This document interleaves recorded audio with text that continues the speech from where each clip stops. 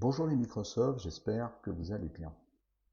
Alors aujourd'hui, c'est une vidéo un peu particulière, puisqu'en fait d'abord je ne suis pas chez moi comme vous pouvez le voir, et puis ça n'est pas une vidéo sur laquelle j'ai beaucoup travaillé, puisqu'en fait je suis plutôt en train de travailler sur une vidéo sur le scepticisme antique.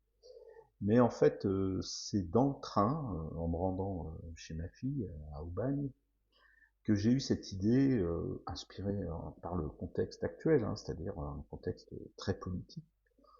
Et je me suis dit que ça pourrait être intéressant de parler de comment dire, la conception politique d'Aristote, qui, vous allez le voir, est assez originale, et puis qui n'est pas sans intérêt dans le contexte actuel, mais plus généralement dans le contexte de la modernité.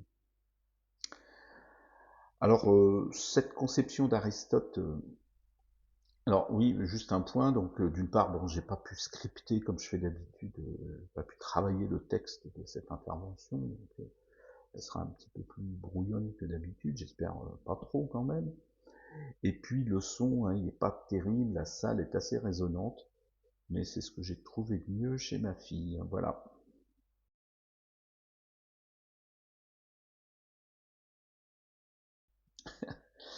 Euh, donc, c'est dans un ouvrage qui s'appelle La politique ou les politiques, selon les traductions, d'Aristote, qu'il définit donc sa vision de la politique. Alors c'est un ouvrage assez un peu particulier puisqu'en fait lui-même, comme dans la vidéo, qui est un peu brouillon, c'est-à-dire que on n'est pas sûr que ce soit un ouvrage écrit par Aristote, c'est peut-être des notes de cours qu'il donnait au lycée, hein, donc, oui c'est ça, au lycée, oui, euh, que certains élèves auraient pris des notes de cours qui ont été ajoutées comment dire, au corpus des œuvres aristotéliciennes. Et donc ce qui fait que l'ouvrage n'est pas très bien structuré, il y a certaines confusions, des choses qu'on retrouve dans plusieurs chapitres, enfin bon. Mais c'est pas grave, parce que c'est quand même un ouvrage très intéressant. Alors, dans cet ouvrage, Aristote développe comment dire, une conception assez intéressante de la politique, puisqu'en fait, il ne nous dit pas voilà ce qu'il faut faire, mais il s'intéresse à la constitution. C'est-à-dire, voilà comment il faut organiser l'État pour que ça fonctionne bien. Avec comme objectif d'ailleurs qu'il faut éviter la sédition, il faut éviter comment dire les problèmes quoi dans la cité. Alors d'ailleurs, j'ai cité un mot, hein, cité, on va voir que c'est très important. Alors pour commencer, euh, Aristote a une conception assez intéressante de pourquoi on fait de la politique. Parce que pour lui, l'homme est un animal social. C'est-à-dire l'homme, c'est cette fameuse citation, l'homme est un animal politique. Mais dans la traduction, enfin, ce que j'ai utilisé, alors, comme j'avais pas prévu, mes livres sont chez moi, donc là, je me suis fondé sur les versions qu'on trouve dans Wikisource, par exemple. Alors, c'est des traductions assez anciennes, et donc ils disent l'homme est un être sociable. Hein, alors que dans les traductions modernes, on trouve plutôt, enfin plus moderne, celle-là date du 19e siècle, et maintenant on trouve plutôt l'homme est un animal politique, ce qui est vraiment quelque chose qu'on retrouve dans plein de livres sur Aristote. Et donc dans cette traduction, il dit de là cette conclusion évidente que l'État est un fait de nature et que naturellement l'homme est un être sociable. Ce qui est très différent de ce on verra plus tard chez Rousseau, par exemple. Hein, pour Rousseau, à l'état de nature, l'homme il vit seul. Hein, et c'est par l'intermédiaire d'une décision et de la constitution d'un contrat social qui se met à vivre en société. Chez Aristote, c'est pas du tout comme ça. L'homme est un animal sociable, un animal politique, et c'est pour ça que naturellement, il vit en société, et entre autres, il vit dans la cité, avec un État. Donc c'est quelque chose que donc l'État a une origine naturelle. C'est un fait de nature. Alors cet État, pour Aristote, il doit prendre, bien entendu, parce qu'il enfin, il n'est pas athénien, il est macédonien, mais enfin, il a développé sa philosophie à Athènes. Cet État, il doit prendre la forme d'une cité, qui lui semble être la meilleure organisation. Et d'ailleurs, pour lui, plus l'État est grand, il faut que l'État soit ni grand ni petit. C'est ce qu'il dit un peu plus loin, enfin dans le livre 4. Il dit de même pour la cité, trop petite, elle ne peut suffire à ses besoins, ce qui est cependant une condition essentielle de la cité. Donc, en gros, la cité doit vivre en autarcie. C'est pas très moderne, hein, ça. Et trop étendue, elle lui suffit non plus comme cité, mais comme nation. Il n'y a presque plus là de gouvernement possible.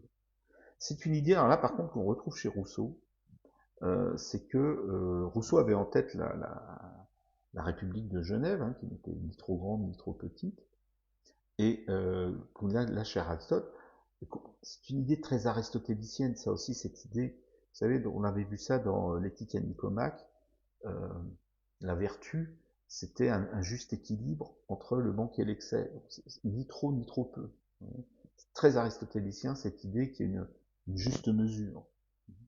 Donc là, la cité doit avoir une taille raisonnable. Alors, ce que ça veut dire raisonnable, ça c'est justement la sagesse pratique qui le détermine, mais il y a quand même, et c'est intéressant parce que euh, dans la modernité, dans nos républiques modernes sont immenses. Déjà 70 millions par rapport à la cité athénienne, c'est énorme. Hein. Alors, je ne parle pas de l'État indien. Donc c'est vraiment intéressant de voir que il y a une sorte de taille idéale, enfin pas idéale, parce que Aristote n'est jamais dans un idéal, mais il ne faut pas que ça soit donc ni trop grand ni trop petit. Alors, bon, je ne vais pas, encore une fois, dans cette vidéo, je ne vais pas tout dire de ce qu'il y a dans cet ouvrage d'Aristote, parce qu'il y a vraiment beaucoup de choses. Il procède par une méthode, encore une fois, propre à Aristote, c'est qu'il étudie tous les aspects de son sujet. Et en particulier, comme il s'intéresse aux constitutions, il étudie beaucoup de constitutions. Il paraît que même, en plus, on n'a pas tout ce qu'il a écrit sur ce sujet, mais il paraît qu'il avait écrit plusieurs dizaines d'ouvrages sur les différentes constitutions des différentes cités grecques. Bon, là, on n'a pas tout ce qu'il nous reste ça. Il y a un autre ouvrage sur la constitution d'Athènes. Mais donc, il procède par étude des différents régimes qui existent. Donc, Aristote n'est pas un idéaliste. Hein, contrairement à Platon, qui invente une forme de république qui n'existe pas. Aristote se fonde sur ce qui existe. Donc voilà sa démarche, parce que dans d'autres sujets, il a beaucoup étudié les animaux, etc. Donc c'est toujours quelqu'un qui part de ce qui existe. On pourrait dire que c'est un matérialiste par rapport à Platon, qui est plus un idéaliste. Et donc il essaye de voir qu'est-ce qui permet, qu'est-ce qui fonctionne le mieux.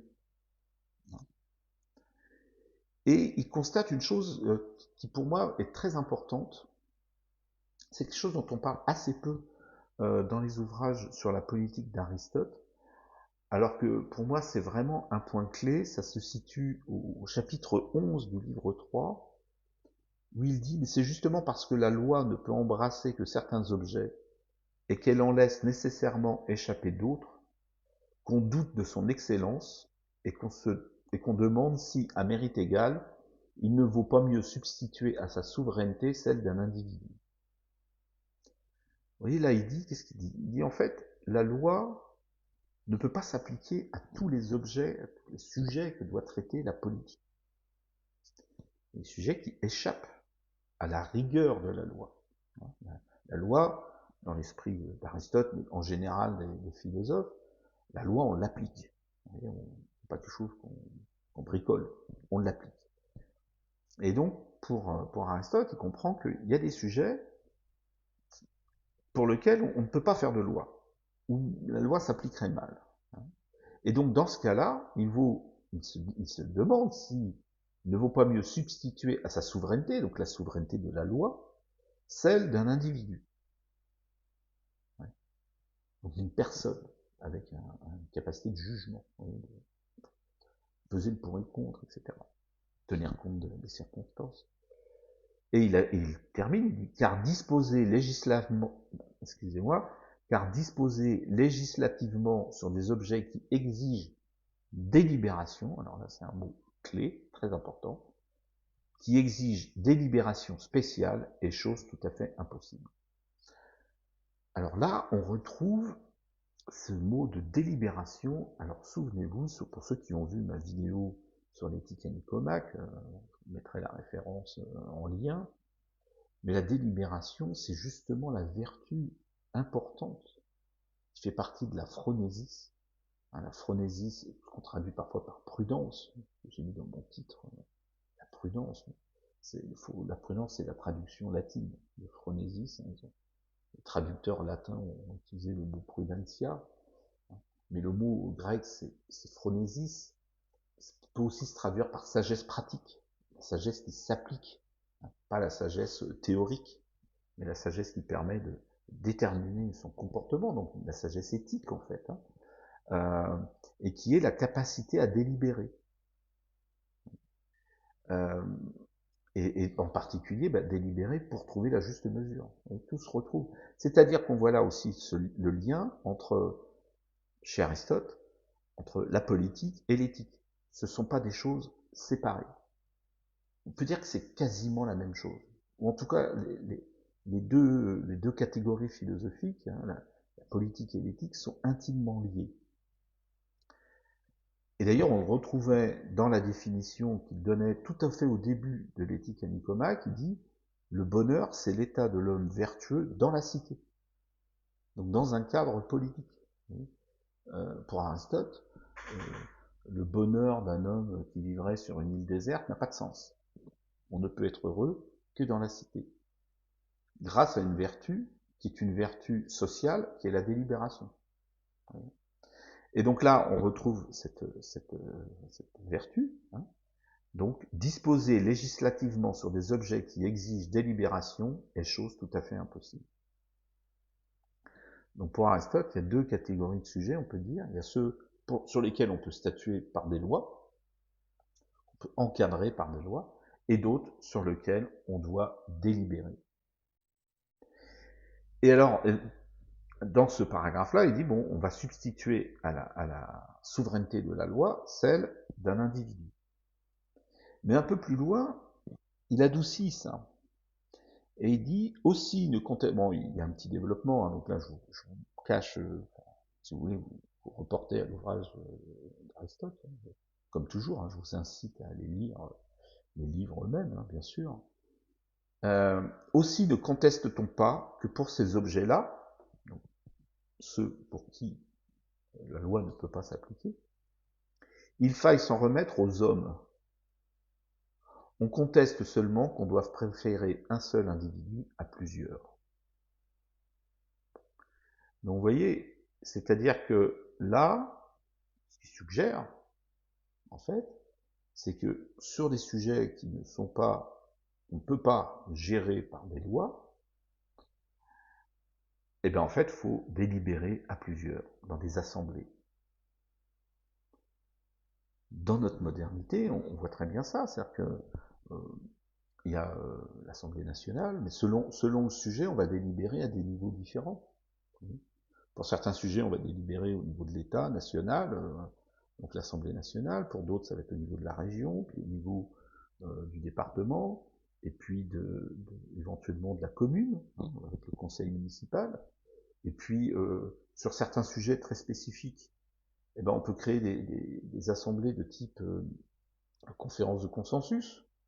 En France, on a essayé, pour l'instant, ça marche pas encore très très bien, mais il y a des pays qui ont une meilleure pratique de ce genre de choses, voire par exemple des référendums qui sont toujours précédés par une délibération. Alors ça prend une forme particulière, mais il y a cette idée quand même que quand le sujet ne peut pas être rigoureusement défini, ne peut pas être rigoureusement résolu par des considérations scientifiques. Bon, alors, comme on le fait en science, quoi. En science, on délibère pas en science. Enfin, on délibère des fois pour définir les lois ou les connaissances, mais une fois qu'elles sont établies, elles sont établies.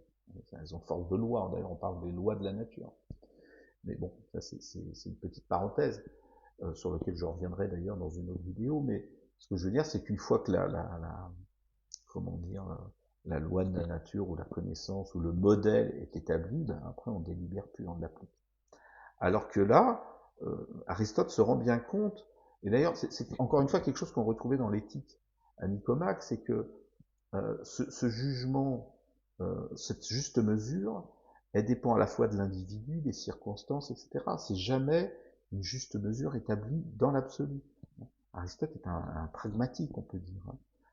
C'est-à-dire qu'il s'intéresse à l'action, et l'action, elle dépend des circonstances. Voilà. Et là, c'est pareil en politique, il faut délibérer. Et à plusieurs. Puisque bon, il y a d'autres endroits, il dit, ben oui, s'il n'y a qu'un seul individu, alors on peut délibérer tout seul chez Aristote, hein, mais si le sujet est complexe, une seule personne, comme il dit, elle n'a qu'une seule paire d'yeux, une seule paire de mains, enfin, elle a des limites individuelles, alors qu'à plusieurs, on va multiplier les points de vue, donc on a plus de chances de trouver la bonne solution. Donc, et d'ailleurs, il ajoute un peu plus loin, enfin dans le livre 3, en fait c'est pas un peu plus loin, c'est avant, mais je vous mets les choses dans le désordre, dans un souci un peu pédagogique, il précise, il dit, la vertu spéciale du commandement, c'est la prudence. Et d'ailleurs, encore une fois, souvenez-vous, dans l'éthique à Nicomaque, à la fin, il disait, mais comment on peut savoir ce qu'est la prudence? Vous voyez, il donne pas une définition précise, il dit, prenez exemple sur des gens que vous considérez comme prudents. Voilà, qui vous semblent en général prendre les bonnes décisions. Et qu'est-ce qu'il donne comme exemple de ces personnes? C'est Périclès, qui est un homme politique. Oui. Alors que là, on parle d'éthique. Vous voyez bien que pour Aristote, par exemple, cette capacité à être prudent, elle s'applique à la fois en politique et en éthique. Même si à un moment donné, il dit que c'est pas la même chose, mais en fait, si on relit ces textes, on voit bien qu'il y a quand même une connexion. Hein. C'est pas totalement différent.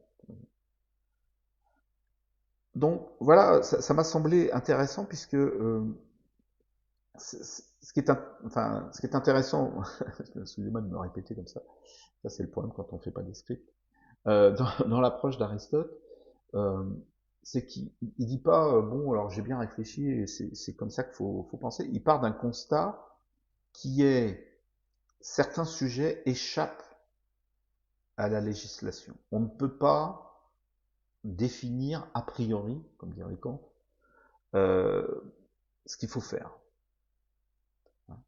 Il faut délibérer, c'est-à-dire en tenant compte du contexte, etc. etc. Ça va un peu à l'encontre, alors c'est là que ça rejoint, comment dire, l'actualité.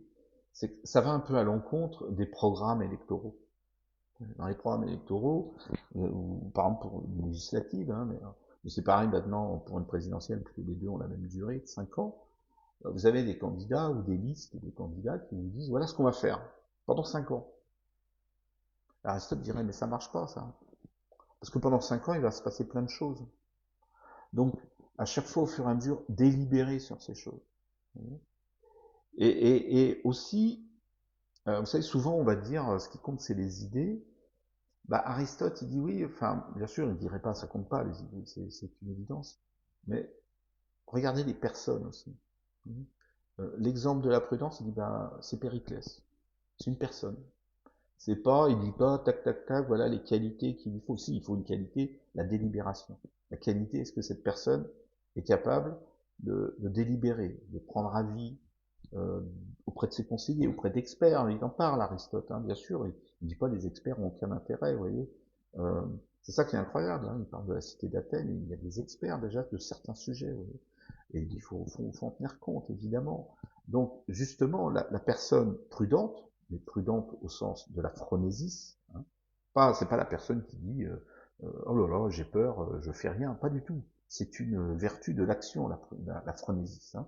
Donc, la personne dotée de la phronésis, c'est une personne qui va écouter ses conseillers, qui va écouter l'Assemblée nationale, qui va écouter, je sais pas, la société civile, comme on dit aujourd'hui. Hein. Parce que, comme dit Aristote, il y a une taille idéale, mais bon, bah là, faut gérer un pays. Et je pense que, en fait, on peut se dire que plus le pays est grand, plus il faut être prudent, en fait.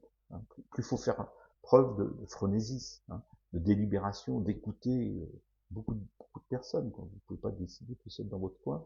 Bah, c'est assez intéressant de voir que, même si Aristote nous parle il y a 2500 ans, eh bien, je trouve que son message est assez éclairant, enfin, pour notre situation, euh, puisqu'il a une façon d'aborder les choses enfin, qui est intemporelle en fait, hein, qui ne dépend pas du contexte de l'époque. Je ne pense pas que la modernité invalide ce que nous dit Aristote. Autant il y a certaines théories politiques qui sont justement très dogmatiques, qui 100 ans après on se dit ouais, ça marche pas quoi, voilà ça marche. Alors que là ce que nous dit Aristote, comme c'est pas dogmatique, et bien finalement, ça conserve une certaine actualité et une certaine validité. Enfin, c'est ce que je pense. C'est pour ça que j'ai fait cette vidéo. Et j'espère que, même si vous n'êtes pas d'accord, mais que ça vous aura apporté un point de vue qui va peut-être vous faire réfléchir, vous dire ah oui, c'est vrai, peut-être que. Et alors donc, si on applique ça aux différentes listes, et là encore une fois, il n'y a pas de règle. Hein, moi, je peux pas vous dire en fonction de cette approche aristotélicienne, voilà, c'est machin pour qui il faut voter.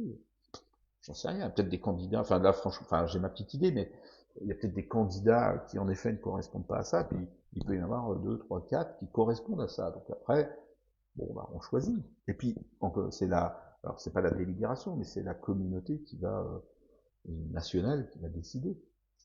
Mais ça peut être une approche assez intéressante de voir quel candidat, quelle liste nous semble la plus dotée, selon son point de vue, mais de cette fameuse phronésis euh, grecque, et en particulier au sens d'Aristote, qui donc la prudence, mais encore une fois la prudence qui n'est pas la crainte, ce n'est pas la peur d'agir, hein. C'est au contraire une philosophie de l'action, mais qui tient compte du contexte. Et en termes plus contemporains, et, pour un type de philosophie qui moi m'intéresse, qui s'intéresse à la complexité des choses. Parce que c'est aussi parce que les situations auxquelles en politique on a affaire sont complexes au sens d'Edgar Morin, et là encore, je vous renvoie à, je crois que j'ai fait 2 vidéos, et j'en ferai d'autres sur ce sujet-là, parce que c'est vraiment quelque chose qui m'intéresse, et qui me semble très important. Euh, donc c'est parce que ces situations sont complexes qu'on a besoin de délibérer. Souvenez-vous, il y avait dans la vidéo sur Warren Weaver, hein, c'est le premier qui a écrit euh, un article sur la complexité. Il disait qu'il faut faire des équipes pluridisciplinaires pour aborder les sujets complexes. Voilà. Donc ça prouve bien qu'il faut faire des équipes pluridisciplinaires et les faire discuter, les faire délibérer. Donc ça veut dire qu'il n'y a pas jamais un seul point de vue qui est valable. Vous pouvez avoir le point de vue je sais pas, des syndicats qui est valable, mais aussi le point de vue des patrons, puis le point de vue je sais pas, des économistes, des scientifiques, de ceci, de cela. Quand on prend un sujet comme l'écologie, c'est évident qu'il faut des tas de personnes pour en discuter, quoi. Pas juste une seule approche, ça marchera jamais. Voilà, bon, peut-être été un petit peu trop long dans certaines digressions, mais c'est une vidéo comme ça un peu improvisée, même assez improvisée, bon, même si j'ai travaillé pour retrouver des bonnes citations qui convenaient et qui éclairent les principaux points de ce que je voulais, de ce dont je voulais parler. Hein, encore une fois, je n'ai pas parlé de tout ce dont parle Aristote, parce que c'est un ouvrage d'une grande richesse, comme souvent chez Aristote. Philosophe, à mon avis, trop peu utilisé, trop peu étudié. Enfin bon, c'est un autre sujet, je ne vais pas vous faire une digression de 20 minutes sur Aristote. Euh, donc j'espère que cette vidéo vous a plu, qu'elle vous a intéressé, appris des choses, comme toujours, donc dans ce cas-là, le petit pouce vers le haut. Si vous n'êtes pas encore abonné à la chaîne, abonnez-vous. Et voilà, donc je vous dis, je vous remercie pour votre attention, et je vous souhaite une bonne journée, je vous dis à bientôt, probablement sur les sceptiques.